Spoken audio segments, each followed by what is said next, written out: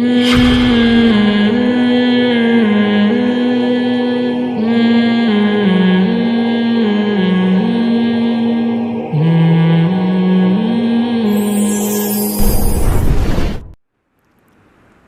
Messenger کا کام پیغام پہنچانا، بس اسی پیغام میں جو خدا نے اپنے حبیب صلی اللہ علیہ وسلم کو دیا، اس میں حکم دیا ان کو پیغام پہنچا دو، بس آگے نہیں کچھ. لا تقربوا الزنا. اچھا، کچھ پیغام ایسے ہیں جو خدا کی ذات سے نکلے ہیں، براہ راست قرآن کی شکل میں محفوظ ہوئے، کہ اس میں اے نبی، ہم جب کسی کو پیغام دے کے بھیجتے ہیں، بعض دفعہ پیغام اتنا اہم ہوتا ہے کہ وہ لکھ کے دے دیتے ہیں، بھائی یہ پڑھ کے سنا دو، اور بعض دفعہ کہتے ہیں یہ بھی بتا دینا، یہ بھی بتا دینا. تو اس میں میسنجر کے الفاظ اپنے ہوتے ہیں، پیغام بھیجنے والے کا ہوتا ہے. حدیث بھی اللہ کا پیغام ہے، الفاظ کس کے ہیں؟ محمد صلی اللہ علیہ وسلم کے. قرآن بھی اللہ کا پیغام، الفاظ بھی کس کے؟ اللہ کے. تو جو اللہ نے قرآن میں حکم دیا، جو پیغمبر نے قرآن پہنچایا، اور وہ بھی اسی طرح محفوظ ہے، اس میں بھی ذرہ برابر تبدیلی نہیں ہوئی. اس پیغام میں کیا ہے؟ لا تقربوا الزنا. ان سے کہہ دو کہ زنا کے قریب بھی پھٹکنے کی اجازت. بولتے کیوں نہیں. زنا کرنا تو دور کی بات. آج صبح ایک لڑکی کا فون آیا، 5 سال سے میرا ریلیشن کسی بندے سے، اب وہ شادی نہیں کر رہا. میں نے کہا بالکل ٹھیک کر رہا ہے، وہ حرام کاروں کے لیے یہی ہونا چاہیے. جب اس نے حرام مزے لے لیے تو وہ کیوں بیوی بنائے گا بھائی؟ کیوں بیوی بنائے گا؟ وہ اس کو حرام چسکے لگ گئے نا. رو رہی ہے، اس کو منع. میں نے کہا میں کیوں سمجھاؤں اس کو؟ خدا نے مرد اور عورت کو نکاح کے علاوہ کسی بھی راستے سے قریب جانے کی اجازت بولو نہیں دی ہے.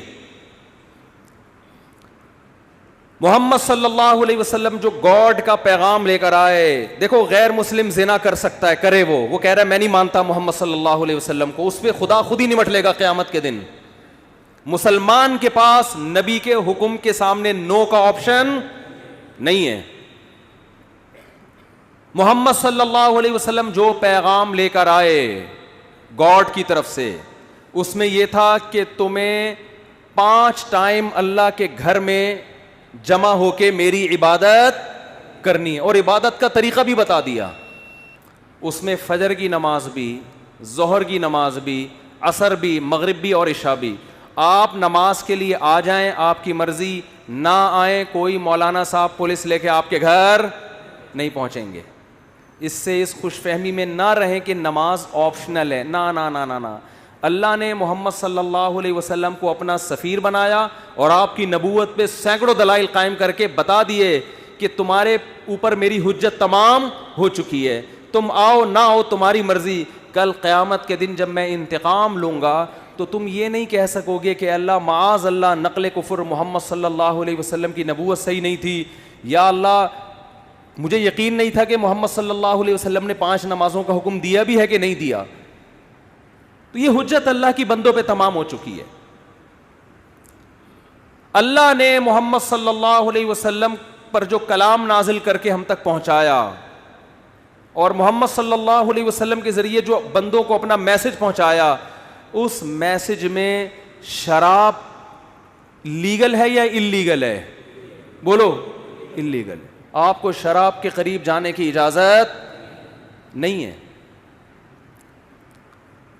خدا نے جو اپنا پیغام محمد صلی اللہ علیہ وسلم کے ذریعے ہم تک پہنچایا، اور پوری سندوں کے ساتھ، اور قرآن تو سند کا محتاج ہی نہیں ہے، اس قرآن میں ہمیں حکم دیا گیا کہ بہن کی وراثت آپ کو کھانے کی اجازت. بولتے کیوں نہیں؟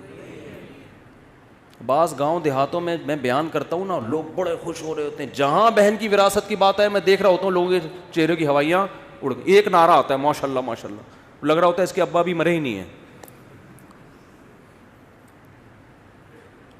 بہت سے دیہاتی علاقوں میں پوری زمینیں کھا جاتے ہیں بہنوں کو.